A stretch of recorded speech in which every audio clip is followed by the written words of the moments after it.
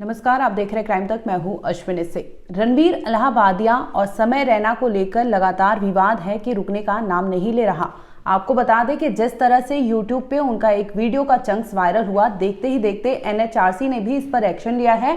उन्होंने YouTube को भी लेटर लिखा है जिसमें ये गुजारिश की थी कि ये जो कंटेंट है उनका अभद्र टिप्पणी वाला, उसे हटाने के लिए, इसके साथ ही रणवीर अलाहाबादिया पर एक्शन की भी डिमांड की है। बता दें कि सांसद की जितनी भी सदस्य महिलाएं थी वो भी अपना बयान सामने रखती है, जिसमें उन्होंने भी रणवीर अलाहाबादिया ने जिस तरह से कमेंट किया था, जिस तरह से महिलाओं और माँ बाप को लेकर जिस तरह से टिप्पणी की थी, उसे गलत ठहराया था। इसके साथ ही आपको बता दें कि महाराष्ट्र के CM यानी देवेंद्र फडणवीस ने भी इस पर एक्शन की बात कही, जिसके बाद लगातार आपने देखा होगा कि मुंबई पुलिस एक्टिव मोड पर नजर आ रही है। वो जगह जगह जहां पर इंडियाज गॉट टैलेंट शो था, वहां पर भी वो गई थी जहां पर शो की रिकॉर्डिंग की गई थी। अब बात करेंगे कि इस इंडियाज गॉट टैलेंट के उस चंक्स के बारे में, जहां पर आपने देखा होगा वो तमाम वीडियो सोशल मीडिया पर वायरल है। हम आपको दिखा नहीं सकते क्योंकि इस लेवल का वो कंटेंट है कि हम अपनी भाषा में भी आपको नहीं बयां कर सकते, लेकिन आपको इस सिनेरियो को पूरी तरह से समझाएंगे जिसमें रणवीर अलाहाबादिया ने जिस तरह से उस लड़के को वहां पर कमेंट किया था और खुलेआम आपने देखा होगा कि इसका तमाम सोशल मीडिया प्लेटफॉर्म पर विरोध होने लगा, जिसके बाद रणवीर यानी पॉडकास्टर सामने आते हैं और वो दबी आवाज़ में माफ़ी भी मांगते हैं, जिसमें उन्होंने कहा कि वो कॉमेडियन नहीं है, लेकिन वो फिर भी अगर ये चीज़ें गलत थी उन्हें बाद में रियलाइज़ हुआ, जिसके बाद उन्होंने प्लेटफॉर्म पे, सोशल मीडिया प्लेटफॉर्म पे अपनी माफ़ी को मांगा है। और उसके बाद उन्होंने तमाम ऐसी चीज़ें कही जिसमें उन्होंने कहा कि वो कोई भी कॉमेडियन नहीं है, लेकिन इस तरह से अगर चीज़ें कही गई है और जिस तरह से लोगों को लग रहा है तो इस पर उन्हें खेद है। एज अ ह्यूमन बीइंग लोग उन्हें माफ़ कर देंगे। अब बात करें, My comment wasn't just inappropriate, it wasn't even funny. Comedy is not my forte. I'm just here to say sorry. Many of you asked if this is how I wish to use my platform, and obviously this is not how I wish to use it. I'm not going to give any context or justification or reasoning behind whatever happened. I'm just here for an apology. I personally had a lapse in judgment. It wasn't cool on my part. The podcast is watched by people of all ages. Don't want to be the kind of person that takes that responsibility lightly, and family is the last thing that I would ever disrespect. Need to use this platform better. That's been my learning from this whole experience. I promise to just get better. I've asked the makers of the video to remove the insensitive sections from the video, and all I can say in the end is I'm sorry. I hope you can forgive me as a human being. अब बात करेंगे कि आखिर उन्हें माफ़ क्यों नहीं किया जा रहा और लगातार वो ट्रेंड में क्यों चल रहे। इसके साथ ही बात करेंगे इंडियाज गॉट टैलेंट जो शो है, इस शो के बारे में, और वहाँ पर जो लोग मौजूद थे यानी रणवीर अलाहाबादिया के साथ साथ आपको बता दें कि समय रैना थे, इसके साथ एक लड़की थी और वो लड़की थी अपूर्वा मुखीजा। आखिर ये लड़की कौन थी और इस लड़की ने भी वहाँ पर ऑब्जेक्शन क्यों नहीं लिया? आपको बता दें कि लड़की ऑब्जेक्शन लेने की बजाय लड़की ने भी एक ऐसे चंक्स बोले थे जो अभद्र थे, वो भी टिप्पणी जो की गई थी वो भी गलत माना गया, जिसके बाद उनके खिलाफ भी, चाहे रणवीर अलाहाबादिया हो, चाहे अपूर्वा मुखीजा हो, चाहे फिर वो समय रैना हो, तीनों के खिलाफ मुकदमा दर्ज किया गया है। पुलिस एक्शन लेगी। अब बताएंगे कि आखिर अपूर्वा मुखीजा है कौन। आपने देखा होगा वो चंक्स वायरल हो रहे हैं जिसमें अपूर्वा मुखीजा ने भी कुछ ऐसे कमेंट्स किए हैं, वो भद्र कमेंट्स हैं जो हम आपको बता नहीं सकते, लेकिन वो कमेंट्स एक माँ के ऊपर यानी एक विमेन के ऊपर आपने ऑब्जेक्टिफाइड वे में उन्होंने कहा था, जो गलत तरीके से वहाँ पे ऑब्जेक्टिफाइड वे में उन्होंने प्रेजेंट किया था, जिसे लोगों ने गलत माना। वो भी लगातार ट्रेंड कर रही थी, ट्रोल में आई, जिसके बाद लोगों उनका अभी तक कोई बयान सामने नहीं आया जिसमें उन्हें रियलाइज हुआ हो कि उन्होंने जो कंटेंट वहाँ पे बोले थे, जो अभद्र टिप्पणी वहाँ की थी, क्या वो उनकी गलती थी या फिर नहीं।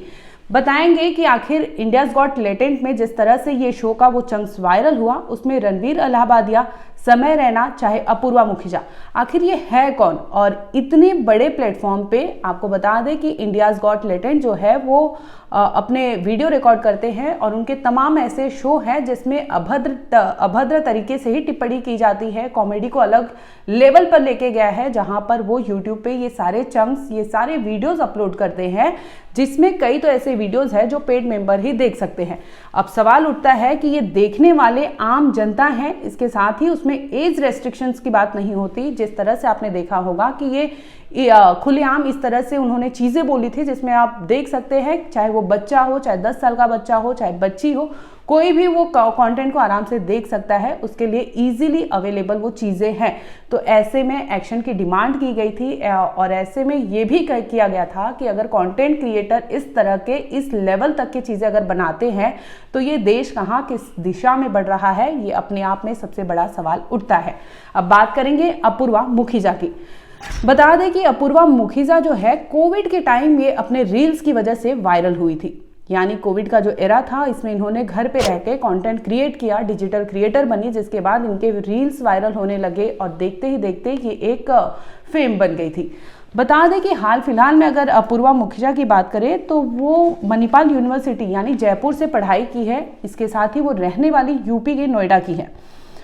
और कोलैबोरेशन की बात करें तो अगर अपूर्वा मुखिजा के अगर हम सोशल मीडिया बात करें, चाहे वो यूट्यूब हो चाहे वो इंस्टाग्राम हो, इनके फॉलोअर्स भी मिलियन में हैं। 5 लाख फॉलोअर्स तो इनके यूट्यूब पे हैं। इसके साथ ही अगर हम इंस्टाग्राम की बात करें तो 2.5 मिलियन इनके इंस्टाग्राम पर फॉलोअर्स है। यानी एक फेम जो चाहिए होता है डिजिटल क्रिएटर के लिए वो अपूर्वा के पास था।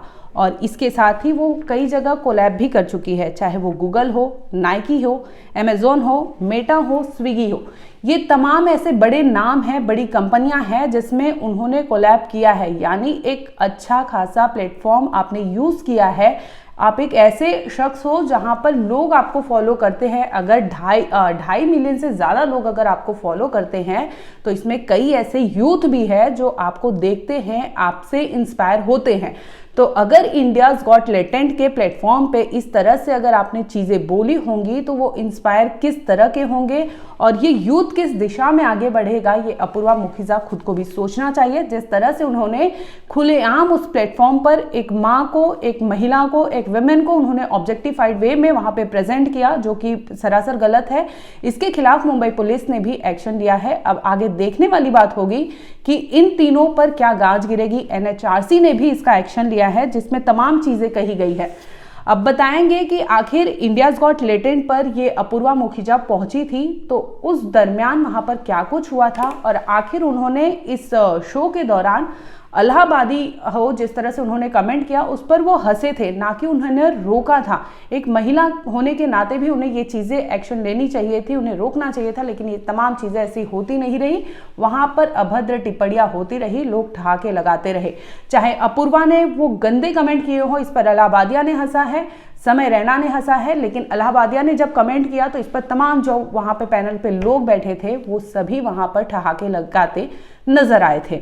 बता दें कि अपूर्वा द रिबेल किड के नाम से भी जानी जाती है। इसके साथ ही जब वो वायरल हुई थी इन्हें बहुत से ऐसे डेमो के लिए मिला था एक्टिंग के लिए। इन्होंने करियर अपना एक्टिंग में भी आजमाया था, जिसमें एक ये शो था, सबा आज़ाद ने शो लॉन्च किया था साल 2023 में और ये शो का नाम था हु इज़ योर गायनेक। इसमें इन्होंने बाकायदा किरदार निभाया था, यानी एक्टिंग के उन्होंने एक्टिंग का वहाँ पर डेब्यू किया था, जिसके बाद से वो काफ़ी नामचीन व्यक्ति बन गई और 2024 में भी उन्होंने किसी एक शो में एक्टिंग किया था। इसके बाद वो एक ऐसे फेम बन गई जहां पर उन्हें एज अ गेस्ट अपीयरेंस के लिए बुलाया जाता था और वो पहुंचती थी। लेकिन हाल ही में वो इस शो में पहुंची थी इंडियाज़ गॉट टैलेंट में, जहां पर अपने अभद्र कमेंट की वजह से वो ट्रोल हो जाती है, वायरल हो जाती है। जिसके बाद मुंबई पुलिस का आपने एक्शन देखा होगा कि कैसे मुंबई पुलिस ने इन तीनों के खिलाफ मुकदमा दर्ज किया है और आगे की कार्रवाई कर रही है।